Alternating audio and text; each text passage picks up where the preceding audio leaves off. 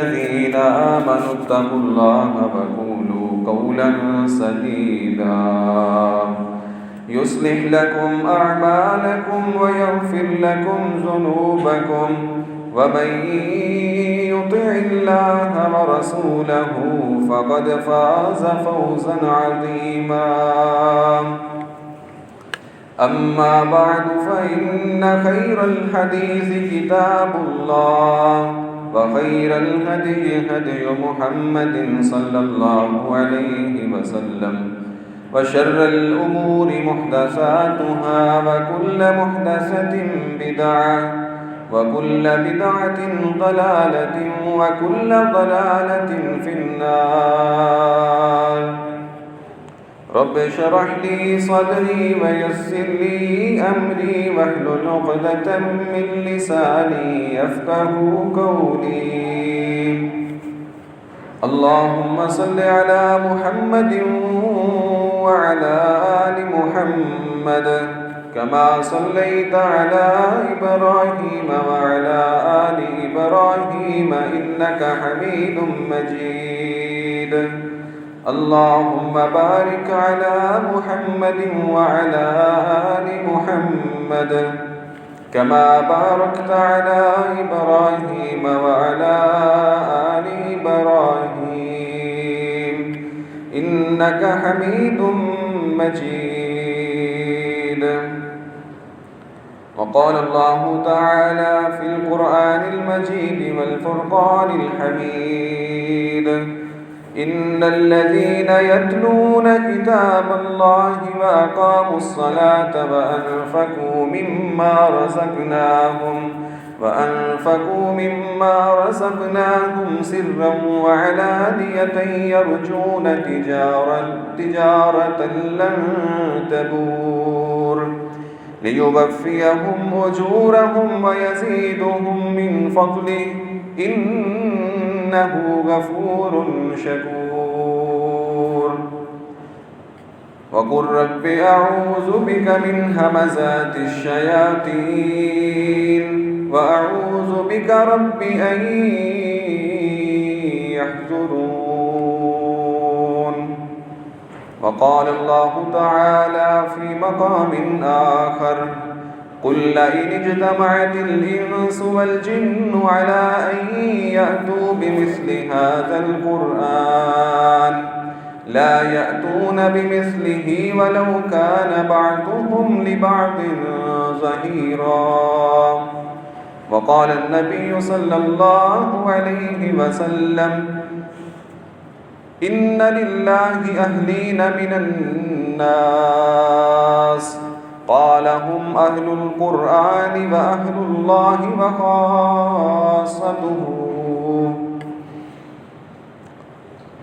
ہمہ قسم کی حمد و ثنا کبریائی بڑائی عبادت اللہ وحدہ لا شریک کے لیے خاص ہے۔ درود و سلام ہوں آقا دو جہاں امام اعظم شاف محشر محمد مصطفیٰ صلی اللہ علیہ وسلم پر، جن کو اللہ نے اپنا آخری پیغمبر بنا کر دنیا میں مبعوث فرمایا۔ حضرات سامعین، اللہ تعالیٰ کی رحمتوں کے ایام بڑی تیزی کے ساتھ اختتام کی طرف گامزن ہے۔ یکا یک معلوم بھی نہیں ہوا آج 17واں روزہ مکمل ہونے کو ہے۔ اللہ تعالیٰ ہمارے شب و روز کی محنتیں، عبادتیں اپنی بارگاہ میں قبول و منظور فرمائے۔ اس میں کوئی شک نہیں، یہ مہینہ سارے مہینوں کا سردار ہے۔ اس میں کوئی شک نہیں، اس میں ایسی راتیں ہیں جو ساری راتوں کی سردار ہیں، اور ان دنوں اور راتوں میں کی گئی عبادت عام راتوں کی عبادت کی طرح نہیں ہے۔ اللہ ان دنوں میں کی گئی عبادت، ان راتوں میں کیا گیا قیام اور تلاوت قرآن، اللہ پاک 700 گنا تک بندے کو اجر دیتا ہے۔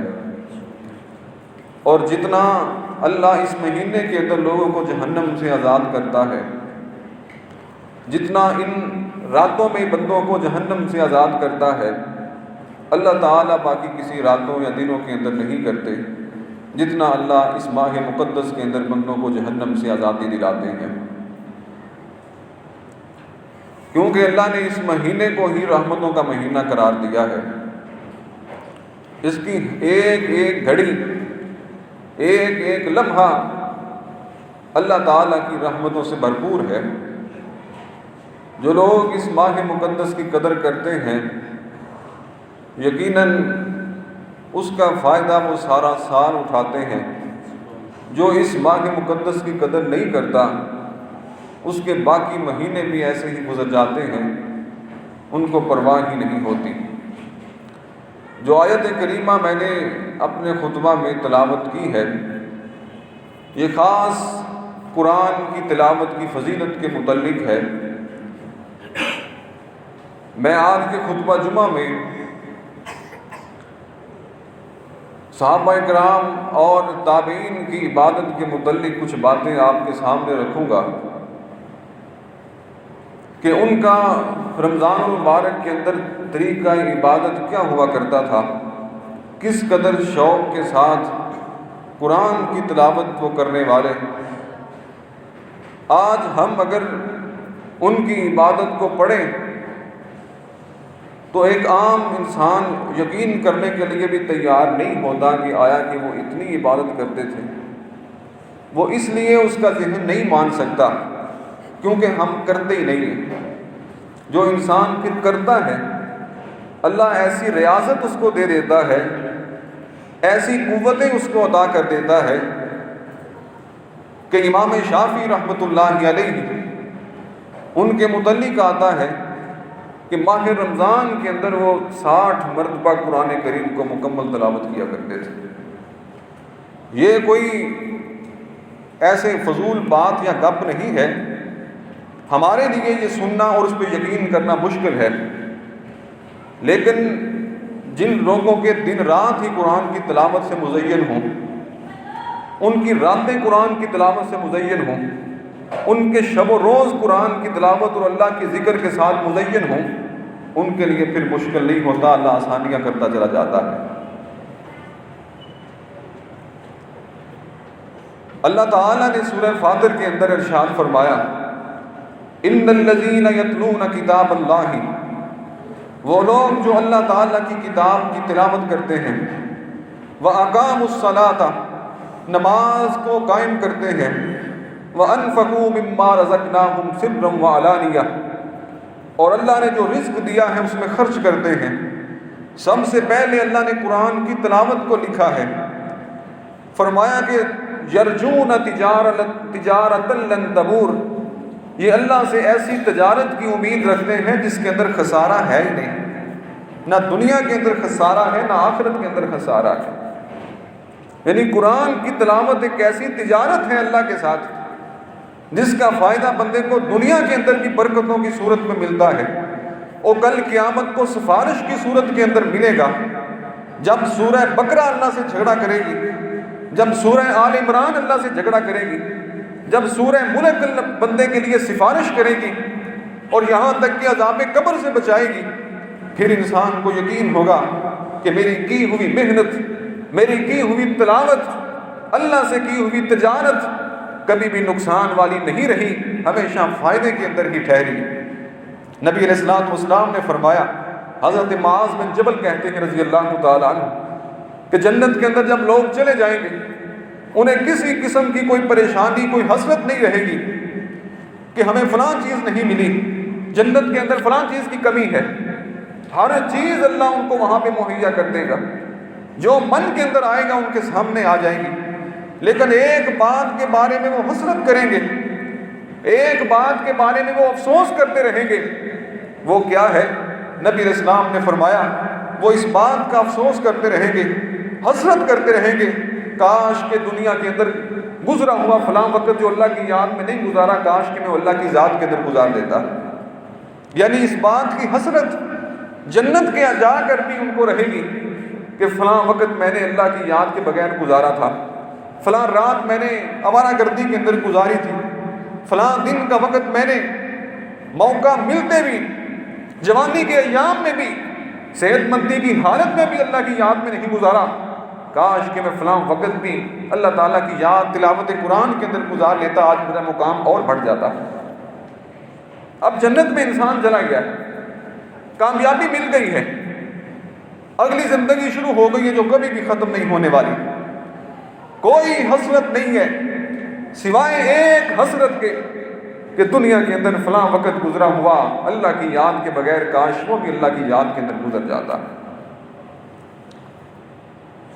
اس لیے اپنے ان دنیا کے قیمتی ایام کو بجائے ادھر ادھر بیٹھنے کے، فضول وقت برباد کرنے کے، جس قدر ہو سکتا ہے اللہ کی تلاوت اور اللہ تعالیٰ کے ذکر کے اندر گزارا جائے۔ نبی علیہ السلام نے فرمایا جو اللہ کا ذکر کرتا ہے اس کی مثال زندہ کی طرح ہے، جو اللہ کا ذکر نہیں کرتا، جس دل کے اندر اللہ کی یاد نہیں آتی، نماز کے ذریعے، تلاوت کے ذریعے، استغفار کے ذریعے، دعاؤں کے ذریعے جو بھی عبادت اللہ نے مقرر کی ہوئی ہے، ان عبادت کا اہتمام کر کے اللہ کی یاد سے اپنے دل کو منور نہیں کرتا، اس کی مثال مردہ انسان کی طرح ہے جو مر چکا ہے۔ نبی علیہ الصلوۃ والسلام کی ایک حدیث طیبہ، آپ نے فرمایا، حضرت انس کہتے ہیں کہ ان للہ اہلین من الناس، کہ لوگوں تم میں سے کچھ لوگ ایسے ہیں جو اللہ تعالیٰ کے خاص اور چنے ہوئے بندے ہیں۔ صحابہ اکرام نے کہا، قالوا یا رسول اللہ من ہم، اے اللہ کے رسول وہ کون لوگ ہیں جو اللہ کے چنے ہوئے بندے ہیں، اللہ کے خاص بندے ہیں؟ نبی علیہ السلام نے فرمایا، قال ہم اہل القرآن، وہ اہل قرآن ہیں جو قرآن کی تلاوت کرنے والے، جو شب و روز اللہ کی تلاوت سے غفلت نہیں برتتے، چاہے تھوڑی کرتے ہیں چاہے زیادہ کرتے ہیں، اللہ کی یاد سے کوئی لمحہ خالی نہیں چھوڑتے۔ قال ہم اہل القرآن اہل اللہ و خاصتہ، یہ اللہ تعالیٰ کے خاص بندے ہیں جن کو اللہ تعالیٰ نے اپنی خاص بندگی کے لیے چن لیا ہے۔ اللہ کا خاص بندہ بننے کے لیے قرآن کی تلاوت اس قدر ضروری ہے کہ اللہ پاک نے ڈائریکٹ کہا کہ یہی لوگ اہل القرآن اہل اللہ، قرآن والے ہی اللہ تعالیٰ کے خاص بندے ہیں، جو قرآن کی تلاوت سے اپنے دلوں کو منور کرتے رہتے ہیں، جن کے شب و روز نوافل کے اندر یا زبانی اللہ تعالیٰ کی تلاوت کے اندر وقت گزرتا رہتا ہے۔ اور اس مہینے کے اندر قرآن کی تلاوت اس قدر روزے داروں کے لیے اور دوسرے آدمیوں کے لیے ضروری ہو جاتی ہے کہ باقی 11 مہینوں کے اندر اتنی ضروری تلاوت نہیں ہوتی جتنا اس مہینے کے اندر قرآن کی تلاوت انسان کو بلندیوں پہ پہنچا دیتی ہے، کیونکہ شہر رمضان الذی انزل فیہ القرآن، اسی مہینے کے اندر اللہ نے قرآن کو اتارا ہے، اور اسی مہینے کے اندر پھر قرآن کی تلاوت کر کے بندہ اپنے رب کا قرب حاصل کر سکتا ہے۔ ام ایمن مدینے کی ایک عورت ہے رضی اللہ تعالی عنہا، بوڑھی ہو گئی ہیں،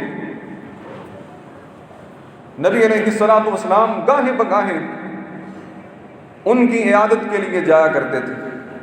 آپ کی وفات ہو گئی، اس کے بعد ایک دن حضرت عمر رضی اللہ تعالیٰ عنہ نے حضرت ابو بکر سے مشورہ کیا کہ مدینے کی بوڑھی خاتون ہے، ہمیں ان کی عیادت اور خبر گیری کے لیے جانا چاہیے۔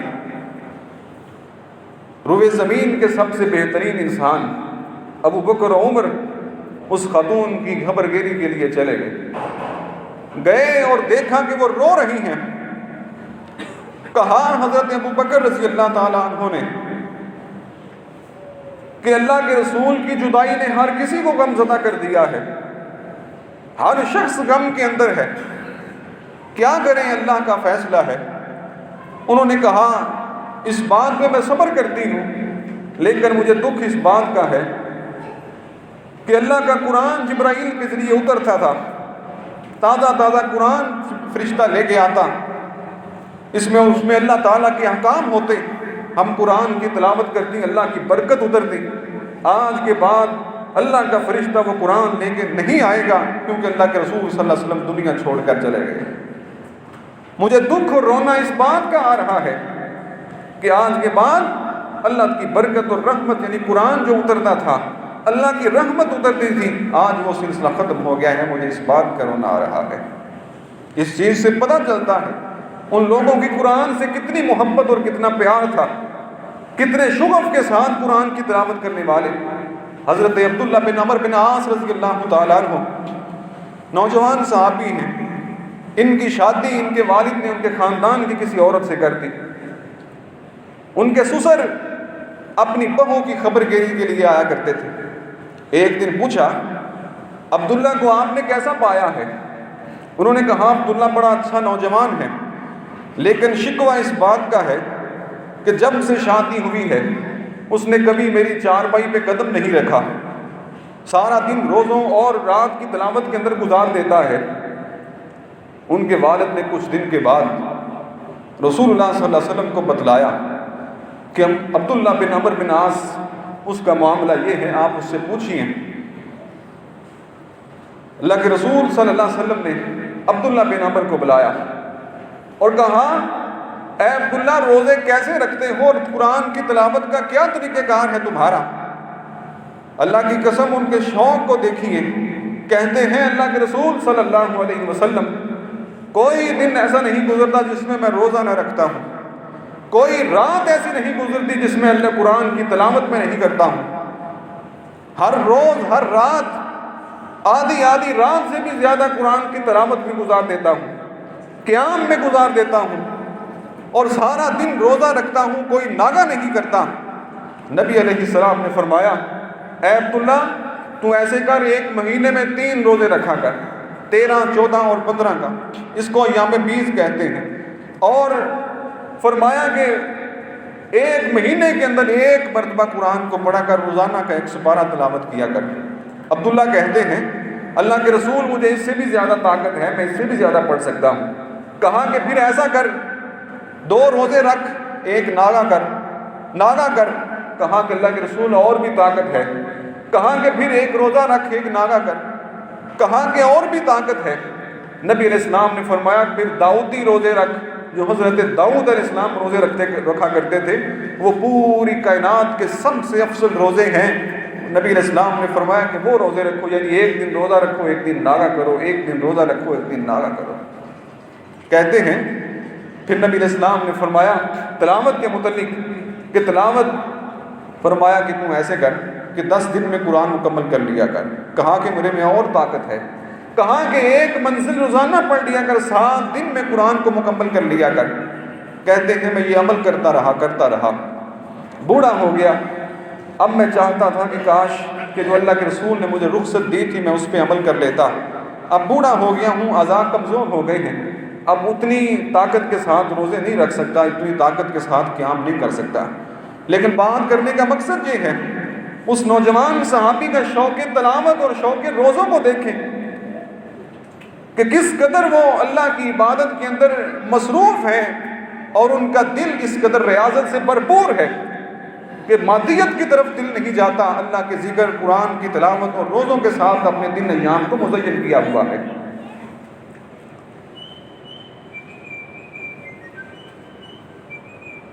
حضرت عثمان رضی اللہ تعالیٰ عنہ کو دیکھیے، عبد الرحمن تمیمی رحمۃ اللہ علیہ، یہ تابعی ہیں، یہ کہتے ہیں میں ایک دفعہ مقام ابراہیم کے پاس کھڑا تھا، عشاء کے بعد کا وقت تھا، ایک آدمی آیا، اس نے میرے کندھے پہ ہاتھ رکھا، میں نے دیکھا تو عثمان غنی رضی اللہ تعالیٰ عنہ تھے۔ انہوں نے اسی وقت نماز شروع کی، الحمدللہ سے شروع کیا، اور صبح تہجد ہونے سے پہلے پورے قرآن کی 1 دفعہ وہاں کھڑے تلاوت کر لی۔ یہ حضرت عثمان رضی اللہ تعالیٰ عنہ تھے کہ جب شہید بھی ہوئے تو قرآن کی تلاوت کر رہے تو ان کا خون بھی قرآن کے اوپر ہی گرا تھا۔ حضرت نائلہ ان کی بیوی کہتی ہیں جب ان کی شہادت ہوئی کہ لوگوں تم نے ایسے انسان کو قتل کر دیا ہے جو کوئی رات بھی ایسی نہیں گزارتا تھا جس میں اس نے قرآن کی تلاوت کو مکمل نہ کیا ہوا۔ روزانہ رات کے اندر قرآن کی تلاوت کو مکمل کرنے والے. ہمارے ذہنوں میں یہ بات شاید قبول نہ کریں، لیکن ان کے لیے یہ آسان تھا. جن کا بچپن، جوانی، بڑھاپا ہی قرآن کی تلاوت کے ساتھ گزرا ہے، جن کے شب و روز قرآن کی تلاوت کے ساتھ مزین ہوتے تھے، ان کے لیے مشکل نہیں تھا، ان کے لیے بہت ہی آسان تھا. چار لوگ تھے، حضرت تمیم داری، حضرت عثمان، حضرت سعید بن جبیر رحمۃ اللہ علیہ، کہ جو ایک رات کے اندر مکمل قرآن کی تلاوت کر لیا کرتے تھے. وہی تمیم داری رضی اللہ تعالیٰ عنہ، جن کو حضرت عمر رضی اللہ تعالیٰ عنہ نے تراویح کی نماز کے لیے مقرر کیا تھا، اور بہترین قرآن کے قاری تھے. اس قدر شوق کے ساتھ قرآن حکیم کی تلاوت کرنے والے، اپنے دل رات کو قرآن سے مزین کرنے والے امام ابن تیمیہ رحمۃ اللہ علیہ بہت بڑے امام گزرے ہیں. امام ابن قیم ان کے شاگرد ہیں.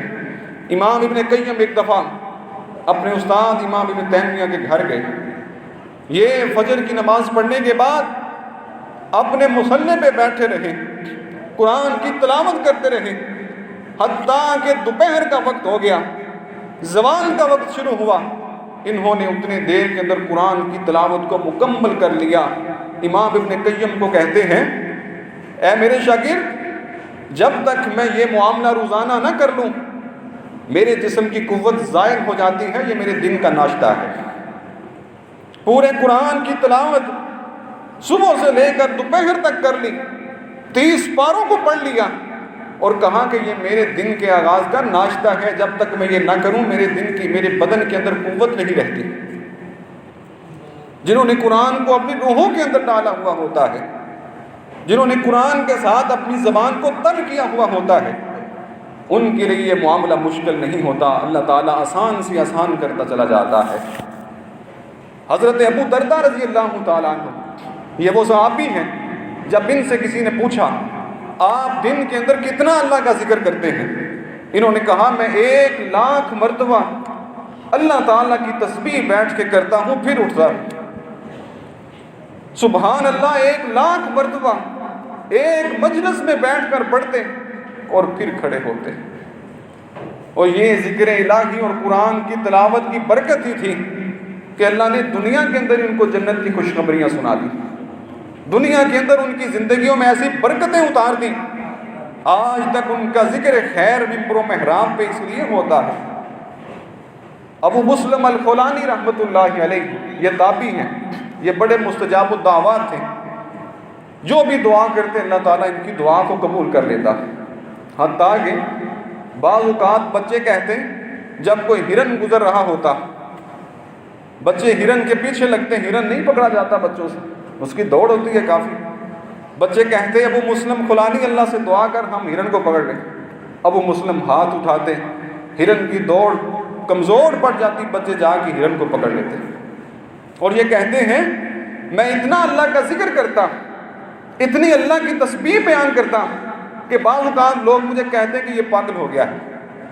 لیکن کہتے ہیں میں تکبیرات اتنی شدت کے ساتھ پڑھتا، اللہ کی بڑائی اتنی شدت کے ساتھ بیان کرتا دن اور رات کے اندر کہ بعض اوقات بچے بھی مجھ پہ تعجب کرتے کہ یہ کیا ہو گیا ہے اس کو.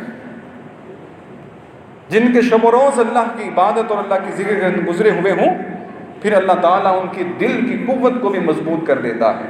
اللہ تعالیٰ نے قرآن مجید کے اندر بڑی پیاری بات کہی ہے کہ یا ایھا الناس قد جاءتکم موعظۃ من ربکم وشفاء لما فی الصدور وہدی ورحمۃ للمؤمنین. سورہ یونس کے اندر 11ویں پارے میں اللہ نے کہا کہ اے لوگوں، تمہارے پاس ہم نے ایسی نصیحت اتار دی ہے قرآن کی صورت میں، وشفاء لما فی الصدور، جو تمہارے دلوں کے لیے شفا ہے، ورحمۃ للمؤمنین، اور مومنوں کے لیے قرآن کی تلاوت اور قرآن باعث برکت اور باعث رحمت ہے. یہ اللہ تعالیٰ نے تمہارے لیے اتار دیا ہے. دلوں کی شفا کیسے ہے؟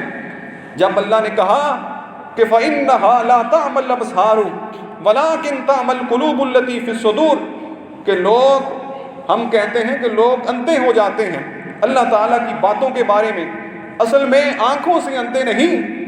لا تعمل قلوب، بلکہ یہ ولیکن تعمل قلوب التی فی الصدور، اپنے ان کی دل کی آنکھ اندھی ہو جاتی ہے، جس سے ان کو اللہ تعالیٰ کی باتیں نظر نہیں آتی۔ ظاہری آنکھ سے ٹھیک ہیں، لیکن دل کی آنکھ سے وہ اندھے ہو جاتے ہیں، پھر دل ان کا دل ذکر الہی کی طرف نہیں جا سکتا، مسجد ان کو نظر نہیں آتی، اللہ کا حکم اور ذکر خیر ان کو نظر نہیں آتا، کیونکہ ان کے دل کی آنکھ نابینا ہو چکی ہے، اندھی ہو چکی ہے۔ اللہ نے کہا اپنے دل کی آنکھ کو اگر روشن کرنا ہے، اس کو بینائی بخشنی ہے، تو قرآن کی تلاوت کرو۔ وَشِفَاءٌ لِمَا فِي الصُّدُورِ، یہ دلوں کی جو بھی بیماریاں ہیں، حسد ہے، بغض ہے، کینہ ہے، غصہ، نفرت ہے، تکبر ہے، یہ جو دل کی جو بیماریاں ہیں، اس کی دوری کے لیے، اس کی شفا کے لیے اللہ نے قرآن اتارا ہے۔ وَشِفَاءٌ لِمَا فِي الصُّدُورِ، یہ دلوں کی بیماریوں کے لیے شفا بن کے آیا ہے۔ وَرَحْمَةٌ لِّلْمُؤْمِنِينَ، اور مومنوں کے لیے رحمت بن کے آیا ہے۔ دل کے بگاڑ سے ہی بگڑتا ہے آدمی، جس نے اسے سنبھال لیا وہ سنبھل گیا۔ دل جب بگڑ جائے تو انسان بگڑ جاتا ہے۔ نبی علیہ السلام نے فرمایا انسان کے جسم میں خون کا ایک لوتھڑا ہے، جب وہ تندرست ہو تو سارا جسم ٹھیک ہوتا ہے، اگر وہ بگڑ جائے تو انسان کا سارا جسم بگڑ جاتا ہے، خراب ہو جاتا ہے۔ وہی قلب، فرمایا کہ وہ انسان کا دل ہے۔ دل ہی اگر ناپاک ہو، دل ہی اگر اندھا ہو چکا ہو اللہ تعالیٰ کی عبادت کے بارے میں، تو پھر کوئی چیز بھی اس کو بینا نہیں کر سکتی سوائے اللہ کے قرآن کی تلاوت کے، کیونکہ وَشِفَاءٌ لِمَا فِي الصُّدُورِ، اس قرآن کو اللہ نے اتارا ہے دلوں کا زنگ اتارنے کے لیے، دلوں کی بیماریوں کو ختم کرنے کے لیے۔ امام سعود الشریم حافظہ اللہ تعالی، موجودہ حرم کے امام، آپ نے بھی سنا ہوگا، بچپن کے اندر جب انہوں نے حفظ کیا، ابھی میٹرک میں تھے، وہ کہتے ہیں اتنا شوق میرے دل کے اندر حفظ کا پیدا ہوا، بعض اوقات ٹریفک کے اشاروں پہ مجھے کھڑا ہونا پڑتا دیر دیر تک، تو ٹریفک کے اشاروں پہ کھڑے ہوتے ہوتے میں نے سورہ النساء کو، پوری سورہ النساء کو صرف اس دوران ہی زبانی حفظ کر لیا تھا جب میں ٹریفک کے اشاروں پہ کھڑا ہوا کرتا تھا۔ اور اللہ نے کیسا مقام دیا ہے، پوری دنیا کے لوگ اس کے پیچھے نماز پڑھتے ہیں۔ شریم، امام شریم حافظہ اللہ تعالی، ایک نبی علیہ السلام کی صحابیہ ہیں، وہ کہتی ہیں کہ کئی عرصہ تک، کئی مہینے تک نبی علیہ السلام کے گھر والے اور ہمارے گھر والے ایک ہی تندور پہ روٹیاں پکاتے تھے۔ وہ کہتی ہیں نبی علیہ السلام جمعے کا خطبہ دیتے تو سورہ قاف کی تلاوت کیا کرتے تھے۔ وہ کہتی میں سنتی، کئی جمعے میں سنتی رہی، حتیٰ کہ 6 مہینوں کے بعد میں نے سورہ قاف کو نبی علیہ السلام سے سن سن کر زبانی یاد کر لیا تھا۔ یہ قرآن سے شغف کی بات ہے۔ بچوں کو گانے یاد ہو جاتے ہیں، بچوں کو پتہ نہیں کتنی کتنی ٹیموں کے نام زبانی یاد ہو جاتے ہیں۔ جہاں توجہ ہوتی ہے پھر پھل وہیں کا ملتا ہے، جب توجہ ختم ہو جائے تو پھر انسان کو کوشش بھی کرتا ہے کہ پھر اس کو کچھ بھی نہیں ملتا۔ آج قرآن لیا، اس کو اچھے سے باکس میں ڈال کے گھر کے اندر بند کر کے رکھ دیا ہے۔ کتنے افسوس کی بات ہے، جس قرآن کے ساتھ ہمارے اسلاف نے اپنے گھروں کو مزین کیا، اپنے دلوں کو مزین کیا، اور اس سے بات بڑی تو لوگ جب کوئی مر گیا تو قرآن کھول کے بیٹھ کے قرآن خوانی کے نام پر۔ کاش کہ یہ سمجھ جاتے کہ قرآن زندہ لوگوں کے لیے شفا بن کے آیا ہے، مردہ کے لیے نہیں بن کے آیا۔ کوئی بھی روحانی بیماری ہے، اس کا علاج اللہ تعالیٰ نے قرآن مجید کے اندر اتارا ہے۔ نافع بن عبد الرحمن، امام نافع یہ قرات کے امام تھے اور بہت بڑے امام گزرے تابعین میں سے۔ ان کے شاگرد امام شیبانی رحمۃ اللہ علیہ لکھتے ہیں کہ جب یہ امام نافع لوگوں کو قرات کی تعلیم دیتے، قرآن کریم کی تلاوت کرتے، ان کے منہ سے کستوری کی خوشبو آیا کرتی تھی۔ ایک دن ان کے شاگرد نے پوچھا، حضرت آپ کیوں خوشبو کہاں لگا کے آتے ہیں؟ جب بھی آپ تلاوت کرتے ہیں ہم سمجھاتے ہیں آپ کے منہ سے کستوری کی خوشبو آتی ہے۔ امام نافع رحمۃ اللہ علیہ کہتے ہیں یہ اس دن سے یہ معاملہ بنا ہے، ایک خواب میں میں نے اللہ کے رسول صلی اللہ علیہ وسلم کو دیکھا، نبی علیہ السلام نے اپنے ہونٹ میرے ہونٹوں کے اوپر رکھ دیے اور آپ نے قرآن کی تلاوت کی۔ آپ صلی اللہ علیہ وسلم کے قرآن کی تلاوت کا ارتعاش اور آواز سیدھی میرے گلے کے اندر جا رہی تھی۔ اس دن سے لے کر آج تک جب بھی میں تلاوت کرتا ہوں اللہ نے میرے منہ سے کستوری کی خوشبو کو پیدا کر دیا۔ محبت ہونی چاہیے انسان کو اللہ کی تلاوت سے، اللہ کے قرآن کی تلاوت سے۔ امام احمد بن حنبل رحمۃ اللہ علیہ بہت بڑے اہل سنہ کے امام گزرے ہیں۔ ان کے بیٹے عبداللہ کہتے ہیں کہ میرے والد گرامی کوئی دن رات ایسا نہیں گزرتا تھا جہاں وہ 300 رکعت نفل نماز ادا نہ کرتے اور اس میں قرآن کی تلاوت نہ کرتے ہیں، اور ہر ہفتے میں قرآن کی تلاوت کو مکمل کر لیا کرتے تھے۔ کہتے ہیں جب بادشاہوں نے ان کو پیٹا، جیل میں بند کر کے کوڑے ماری اور سزائیں دیں، لیکن وہ پہاڑ سے بھی زیادہ اپنے آپ کو مضبوط انہوں نے ثابت کیا۔ اللہ کے رسول کی ایک ایک سنت پر اس قدر مضبوطی سے ڈٹ گئے کہ جلاد مارنے والے کہتے ہیں یہاں کوئی ہاتھی کو مار دے تو وہ بھی گر جاتا، لیکن یہ استقلال کے اتنے مضبوط ٹھہرے اللہ کے رسول کی سنتوں پہ عمل کرنے والے، جہاں بھی لیٹے اللہ کروڑوں رحمتیں نازل فرمائے۔ جب کمزور ہو گئے تو کہا کہ پھر دن رات کے اندر 150 رکعت قرآن تلاوت کرتے، 150 رکعت ادا کرتے، اس میں قرآن کریم کی تلاوت کیا کرتے تھے۔ ایسے نہیں مقام مل گیا، یہ قرآن لوگوں کو بلندیاں عطا کرتا ہے۔ یہی قرآن کے چھوڑنے پر اللہ ذلتوں میں گرا دیتا ہے۔ آج اللہ نے اپنے گھر کو تمہارے لیے بند کر دیا ہے، اللہ نے تمہارے لیے مسجد حرام کے دروازوں کو ہمارے لیے بند کر دیا ہے۔ کیا گناہ کر لیا ہے؟ اے اللہ ہم کمزور اور ناتواں لوگ ہیں، ہم بے حس لوگ ہیں، اے اللہ ہمارے دل کے اندر قرآن کی اور تیرے نبی کی سنت کی محبت تو پیدا فرما۔ اے اللہ ہم اس قابل نہیں رہے کہ ہمیں تو توبہ کرنے کا بھی صحیح سے ڈھنگ نہیں ہے، اے اللہ تو ہمارے ٹیڑے ہوئے دلوں کو راہ راست میں پھیر دے اور قرآن کی محبت ہمارے دلوں کے اندر پیدا کر دے۔ انسانیت کیسے بکھر چکی ہے، مسلمان کوئی ایسا دنیا کے اندر رہنما نہیں ٹھہرا جو پوری دنیا کو ایک آواز کے ساتھ سیدھے رستے پہ لگا سکے۔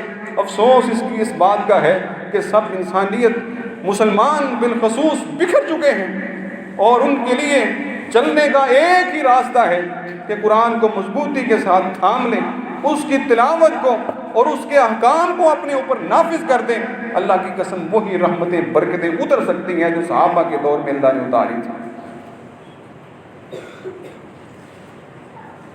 حسن بن صالح ثوری رحمۃ اللہ علیہ یہ کہتے ہیں میں اور میرا بھائی علی اور حسن یہ دونوں امام گزرے ہیں، بہت بڑے تابعی گزرے ہیں۔ کہتے ہیں ہم گھر کے اندر 3 افراد تھے، ایک ہماری والدہ تھی، ہم نے ایک رات کو تقسیم کیا ہوا تھا، 10 پارے پہلے میں تلاوت کرتا قیام کے اندر، پھر دوسرے 10 پارے میرا دوسرا بھائی تلاوت کرتا امام علی رحمۃ اللہ علیہ، پھر ان کی والدہ کھڑی ہو جاتی، آخری رات 10 پارے وہ تلاوت کرتی قیام کے اندر، پوری رات کے اندر ایک گھر کے اندر قرآن کی تلاوت ہوا کرتی تھی۔ پھر کہتے ہیں ہماری والدہ بوڑھی ہو گئی، فوت ہو گئی، ان کے بعد یہ دونوں آدھا قرآن تلاوت کیا کرتے تھے۔ پھر بڑے بھائی فوت ہو گئے تو امام حسن بن ثوری رحمۃ اللہ علیہ یہ اکیلے رات کے قیام کے اندر قرآن کی تلاوت کو مکمل کر لیا کرتے تھے۔ شاید کسی کو یقین نہ آتا ہو، لیکن ایسا ہوتا تھا۔ آج بھی زیادہ دور کیوں جاتے ہیں؟ میرے والد گرامی اللہ تعالیٰ ان کو عافیت والی صحت والی زندگی عطا فرمائے، ایک رات کے اندر 6 7 پارے تراویح کے اندر پڑھایا کرتے تھے۔ بعض اوقات لوگ نمازی نماز توڑ کے بھی چلا جاتا غصے کے ساتھ، اور ہوا ایسے ایک رات کے اندر 7 8 پارے تلاوت کیے تراویح کے اندر۔ یہ ماضی قریب کی بات ہے، حیات ہے۔ بعض اوقات یہ ہوتا وہ ایک بابا جی تہجد کی اذان دینے کے لیے آتے، ابھی تراویح ہو رہی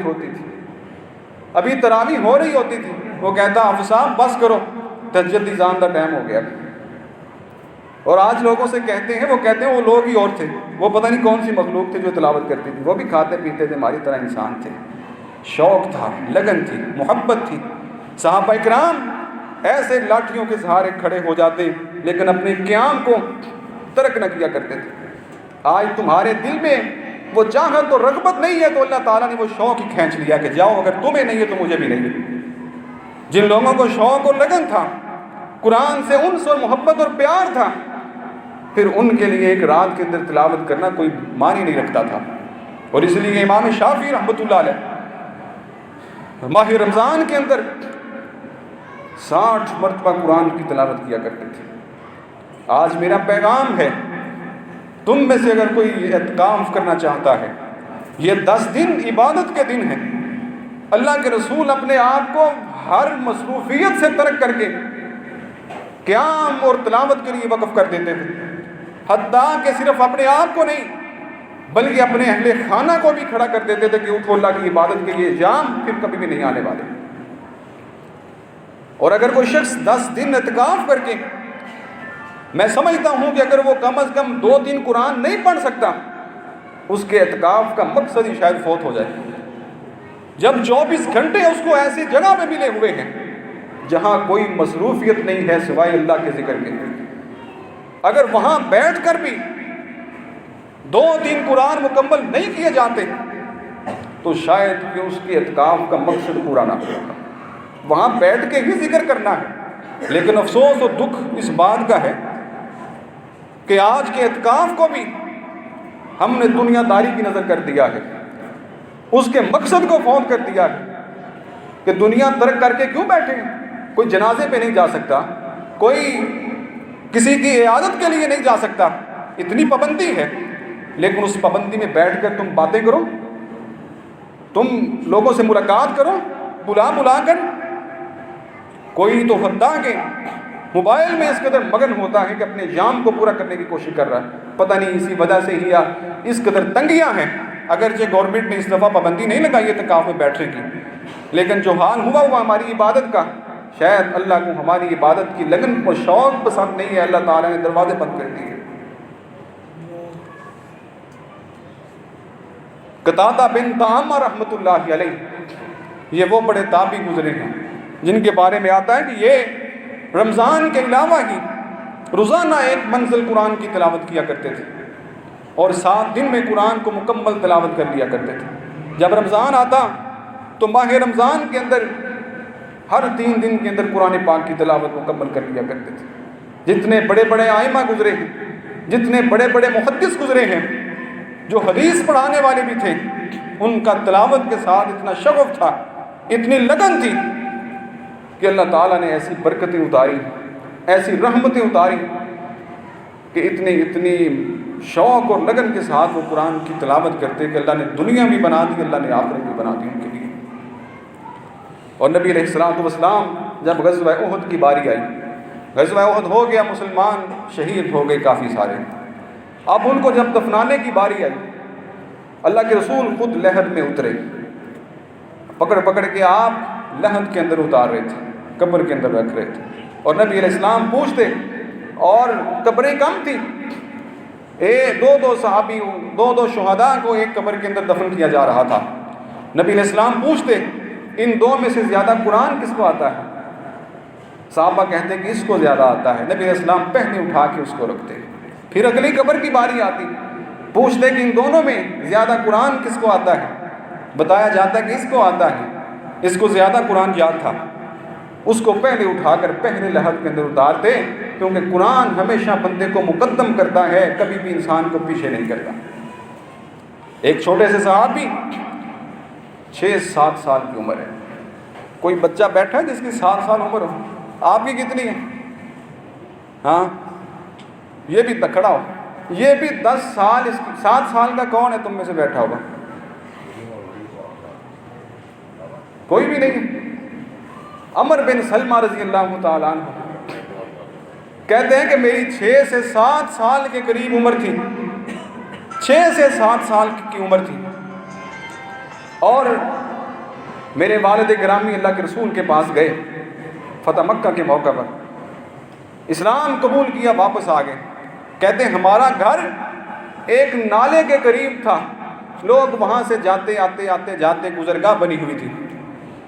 کہتے ہیں جو بھی گزرتا میں وہاں پہ بیٹھا ہوتا، میں پوچھتا ہاں اللہ کے رسول نے کیا کہا تمہیں، نبی علیہ السلام نے کیا تمہیں نصیحت کی ہے؟ وہ بتاتے کہ آج یہ صورت سیکھ کے آیا ہوں۔ وہ صحابی فوراً سن کر سیکھ لیتے۔ انہوں نے قرآن ایسے ہی صحابہ سے سنتے مسافروں سے سیکھ لیا۔ اس قدر لگن اور شوق تھی کہ انہوں نے باقاعدہ طور پر سیکھنے کی بجائے گزرتے گزرتے راہی گیروں سے قرآن کو مکمل یاد کر لیا۔ جب اللہ کے رسول نے کہا اب تم اپنے اپنے علاقوں میں نماز پڑھاؤ، آبادی بڑھ گئی، لوگ پھیل گئے، اور امام اس کو بنانا جو تم میں سے زیادہ قرآن پڑھنے والا ہو اور صحیح قرآن کی ادائیگی کرنے والا ہو۔ تو کہتے ہیں کہ میرے علاقے کی جب باری آئی، اب اکثر بزرگ تھے، قرآن نہیں آتا تھا کسی کو، اور مجھے قرآن آتا تھا۔ میری عمر 6 سے 7 سال تھی، اور لوگوں نے مجھے آگے کھڑا کر دیا کہ سنت کا مقام بھی یہی ہے، حق بھی یہی ہے، بچہ چھوٹا ہو بڑا ہو، قرآن جس کو آتا ہے وہی نماز پڑھائے گا۔ کہتے ہیں میں 7 سال عمر تھی اور میں امام بن گیا۔ ایک دن میں سجدے میں گیا ہوا، ایک عورت کی آواز آئی، ہوا چلی اور میرا لباس بھی پورا نہیں تھا، اور ہوا کی وجہ سے میں پیچھے سے ننگا ہو گیا۔